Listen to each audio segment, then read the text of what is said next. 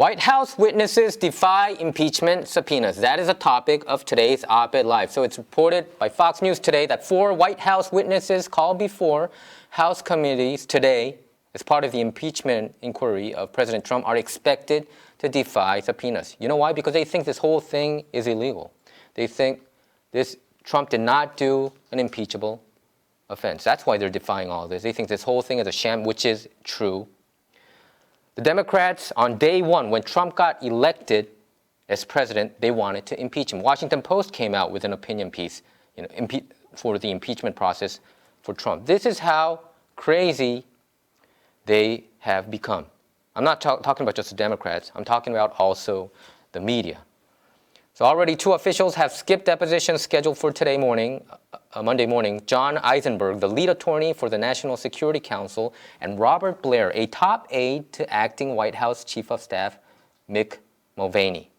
The House Intelligence Oversight and Foreign Affairs Committee. So 3 committees also scheduled depositions in the afternoon for National Security Council aide Michael Ellis and Office of Management and Budget aide Brian McCormick.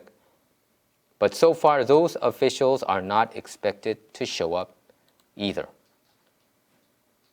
So the Democrats, I don't know what their plan is. It seems like they just want to keep this narrative going until next year and try to bring down Trump. The same way they did with Robert Mueller's special counsel investigation last year, which it worked.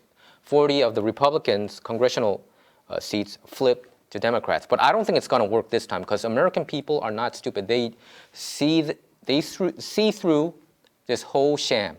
And they know the truth, that the media, most of them are fake news. The Robert Mueller thing, this whole thing was a hoax. The FBI investigation, most people know that it was fabricated by the FBI. They were in cahoots with the Hillary Clinton campaign and also the DNC. Who's going to believe Christopher Steele? Nobody. So that didn't work. Michael Cohen, the former legal counsel for President Trump, when he was a citizen, people don't believe him at all either. And American people also saw what the media did to Brett Kavanaugh. We have a righteous man, Brett Kavanaugh, in the U.S. Supreme Court. What did they try to do? They created all kinds of fake news. What did the New York Times do? They didn't even verify whether the girl, which they claimed that Brett Kavanaugh assaulted, they didn't even check with her. She said she didn't even remember the situation, any kind of sexual assault, which pretty much means that the whole thing didn't even happen in the first place. They created this whole thing. And I think the American public, they are realizing the true colors of the New York Times, Washington Post, CNN, and all these mainstream media, that they're nothing but an extension of the Democratic Party. So this is what Trump said. What I said on the phone call with the Ukrainian president is perfectly stated. There is no reason to call witnesses to analyze my words and meaning. This is just another Democrat hoax that I have had to live with from the day I got elected. And before, to be honest, I think Trump was spied since 2015. Probably as early as October of 2015, okay, by the FBI and CIA. With James Clapper, James Comey, John Brennan, all behind this. And I think Barack Obama knew the whole thing too. Trump continued, disgraceful, okay? So you guys all know what this whole thing is about. The Trump's July 25th phone call with Ukrainian President Zelensky, okay? In which Trump sought politically related investigations, including one tied to potential 2020 rival Joe Biden and his son, Hunter. Why wouldn't he? If they pulled off this shenanigan. And do you know what? The one Ukrainian official, she was also instrumental in creating the Russia-Trump collusion narrative. I'll get to that in another episode, but Eisenberg, he refused. he defied the impeachment subpoena. Eisenberg was instrumental in discussions about how to handle a White House memo on that call. And witnesses included Army Lieutenant Colonel Alexander Vindman. He said that they went to Eisenberg to express concerns regarding efforts to have Ukraine investigate Trump's political rivals. So Vindman, he's a witness against Trump, but Eisenberg and all the other 4 witnesses, it seems like they're with Trump on this. They think that Trump did nothing wrong. Okay? So Trump has been attempting to block witnesses from cooperating with the impeachment inquiry, although some who denied initial requests from Congress eventually complied upon receiving subpoenas. So John Bolton, the former National Security Advisor, he might be subpoenaed probably this Thursday. And when asked during the same program if Trump had told Bolton not to appear, counselor to the president, Kellyanne Conway, said that she was unsure whether Trump had spoken to Bolton. But Conway did defend Trump's attempt to block testimony. She said this: Trump has every right to exert executive privilege. And Trump also said that the Ukraine whistleblower must testify. Shouldn't he? He's the one who started this whole thing, right? And before that, he met with Adam Schiff, right? And probably Adam Schiff coached this 33-year-old whistleblower. And he blasted offer of written answers. This whistleblower, his name is Eric, he wanted to just give a written form answer, but Trump said that's baloney. Yeah, that's baloney. Why can't he show up? He's the one who created this whole thing, right? So President Trump joined congressional Republicans in publicly rejecting the Ukraine call whistleblowers offered to respond to written questions from Republican lawmakers, instead insisting that he or she appear in person as part of the impeachment inquiry, a move that would reveal the anonymous official's identity. I don't think he's anonymous anymore. Most people already know. Political junkies know who this person is. He used to work for John Brennan, which tells a lot, and also he worked for the Obama administration. Okay. So the whistleblower's attorney, Mark Zaid, tweeted over the weekend that his client, whose complaint about Trump's July phone call with the president of Ukraine touched off the impeachment probe, would provide sworn written answers under penalty of perjury. But Trump said no, he has to appear in person. What is he afraid about?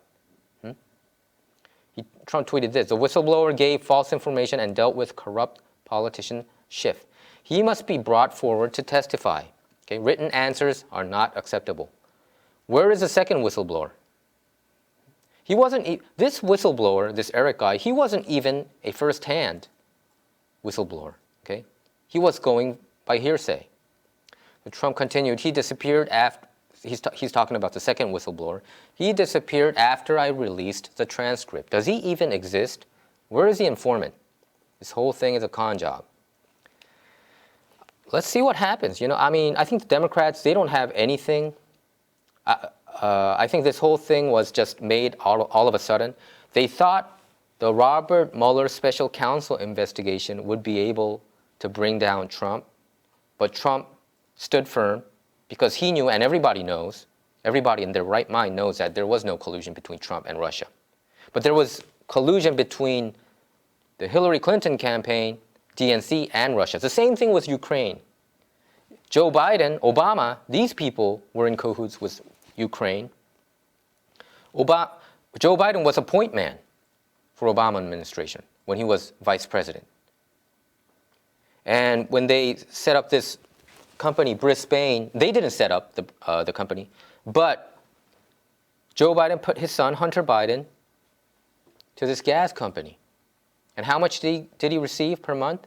They say, some reports say 50 grand, some reports say 83 grand, some reports say 160,000 per month. Why? Joe Biden, Hunter Biden, they're not specialists about Ukraine or gas. So how come among all the people, it's the Bidens who receive the checks? So current and former Trump administration officials have testified regarding the phone call and surrounding events as Democrat-led House committees attempt to learn more about the context of Trump's request for Zelensky to assist the investigations of Democratic activities during the 2016 election, as well as former VP Joe Biden and his son Hunter. So this company's name is Burisma Holdings, Ukrainian energy company Burisma. So let's see what comes out of this. I think the Democrats were so distraught that the Robert Mueller investigation didn't work, either both in the collusion case and also in obstruction of justice case. So, because you guys remember that AG Barr shut that down. And they're freaked out about the Michael Horowitz Inspector General report coming up. And also they're freaked out about John Durham, U.S. District Attorney John Durham's investigation about this whole thing. And I think John Durham will be the one who's going to get down to the bottom of this whole thing, and he's going to bring justice. I think a whole bunch of people in the deep state will be handcuffed and be brought to justice. That's what I predict. So this came out today Trump, this came out from CNBC. Trump is competitive in 6 2020 swing states despite national weakness, the poll says. Okay, so in hypothetical races in 6 states that could decide whether the president wins another term in the White House, Michigan, Pennsylvania, Wisconsin, Florida, Arizona, and North Carolina, Trump mostly trails former Vice President Joe Biden, but fares better against Senators Bernie Sanders and Elizabeth Warren.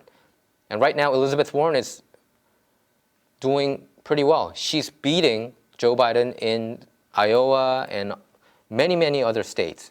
So I don't know whether the Democrats are happy about this. Most of the establishment Democrats, they don't like individuals like Elizabeth Warren and Bernie Sanders because they think they're far left, too far left. And I believe that they would be horrible to this nation, especially Bernie Sanders is a whack job. Elizabeth Warren, too, if you look at their policies. Most of the American corporations, if they become president and if they enact all the campaign promises, I think they're going to flee this country. They're going to go out in droves. But I do believe the Senate and the House side would probably block whatever bill these candidates would want to push. So there's going to be checks and balances on that. But I believe, but still, that in itself, just a symbol of it. To think about Bernie Sanders in Oval Office, Elizabeth Warren in Oval Office, I can't just imagine it. I can't even picture that. But if that becomes true, a lot of companies would leave this nation. Why not? They would go to countries where they can get better tax breaks, right? I wish that, if the United States is able to block these companies going abroad, then probably Warren's or Bernie Sanders' idea might work. But there is no law, that can block all this. Okay, let's check out some news headlines and Twitter feeds. So Jeanine Pirro tweeted this from Fox News. The Democrats are tearing this country apart. They are wusses, wimps, and weasels. They don't have the chutzpah to face Donald Trump in November. I don't blame them, because he'll blow those wusses, wimps, and weasels right out of the swampy water they call home. Let's move on to the next page. Trump tweeted this. False stories are being reported that a few Republican senators are saying that President Trump may have done a quid pro quo, but it doesn't matter. There is nothing wrong with that. It is not an impeachable event. Perhaps so, but read the transcript. There is no quid pro quo. And if you have read the transcript, you will know that Trump didn't ask any, hey, if you do this, I'll give you money. He already decided not to give foreign aid to Ukraine. So there is no quid pro quo in the first place, unlike what happened with Joe Biden. Let's move on to the next page. Okay, Adam Schiff, who is a corrupt politician who fraudulently made up what I said on the call, is allowed to release transcripts of the Never Trumpers and others that were interviewed, he will change the words that were said to suit the Dems' purposes. Republicans, let's move on to the next page, should give their own transcripts of the interviews to contrast with Schiff's manipulated propaganda. House Republicans must have nothing to do with Schiff's rendition of those interviews. He is a proven liar, leaker, and freak who is really the one who should be impeached. Yeah, right on. Okay, let's move on to the next page. The fake news media is working hard so that information about the whistleblower's identity, which may be very bad for them and their Democrat partners, never reaches the public. That's what they're doing right now, the fake news media. Let's move on to the next page. Fake news. I have a friend attending UFC 244, and he told me, this is Ryan Fernier, it seems like he attended the UFC event in New York City, UFC 244, and he told me he heard nothing but cheers from his section. I watched this YouTube clip, you know. The media lied that Trump got booed. There were, people stood up. The crowd stood up, and they applauded Trump. They were rooting and cheering. It's the complete opposite of what the mainstream media has portrayed. Let's move on to the next page. The angry majority. He's not talking about the silent majority anymore. He's talking about the angry majority. He's saying that most of the American people are with him, you know, regarding the illegal immigration or the trade deal or deregulation, you know, Paris, pulling out of the Paris Accord, and etc. Let's move on to the next page. The governor of California, Gavin Newsom, has done a terrible job of forest management. I told him from the first day we met that he must clean his forest floors regardless of what his bosses, the environmentalists, demand of him. Must also do burns and cut fire stoppers. Let's move on to the next page. Every year, as the fires rage and California burns, it is the same thing, and then he comes to the federal government for money. No more. Get your act together, Governor. You don't see close to the level of burn in other states, but our teams are working well together in, let's move on to the next page, putting these massive and many fires out. Great firefighters. Also, open up the ridiculously closed water lanes coming down from the north. Yeah, Governor, you should open it up. And he continues, don't pour it out into the Pacific Ocean. Don't waste that water. That's what he's saying. Should be done immediately. California desperately needs water, and you can have it now.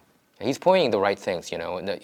We shouldn't throw out the water to Pacific Ocean, and there should be better forest management. I think Trump told Gavin Newsom to cut more trees there, so to prevent fire happening. Okay, let's move on to the next page.